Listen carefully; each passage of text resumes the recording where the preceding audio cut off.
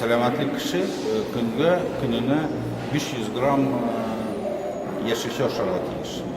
Ләкин без аның турында уйламыйбыз, кайчак ашыйбыз, кайчак ашамыйбыз. Ләкин көн сайын кич белән кеше үз-үзенә әйтергә тиеш. Мин бүген нәрсә ашадым?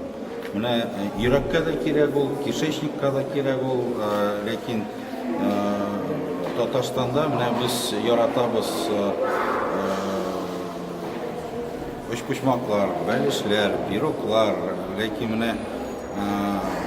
өстәлдә дә теге җыелыш була икән, мәҗлес була икән, нәрсә кала өстәлдә? Карагыз. Бу бәдигә хәтлек көчебез җитте дибез инде, да? Чәйне эчтек, гүбәдияне ашадык, яшелчәләр кала. Берсе дә ашамый яшелчәләр. Алма да ашамыйлар, виноград да ашамыйлар,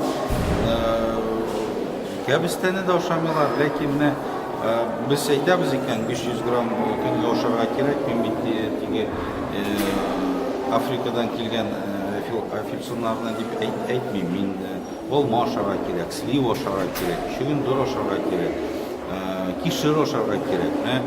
Шул яшелчәләрдә пищевой волокна бар. Ул бик кирәк безгә. Витаминнар бар, микроэлементлар бар. Шуңа күрә без бүген балаларга әйтәбез, уйнау формасында раскраскалар бирәбез. Һәрбер бала белергә тиеш. Нәрсә өчен йөрәгебез рәхмәт әйтә, нәрсә өчен йөрәгебез ачулана.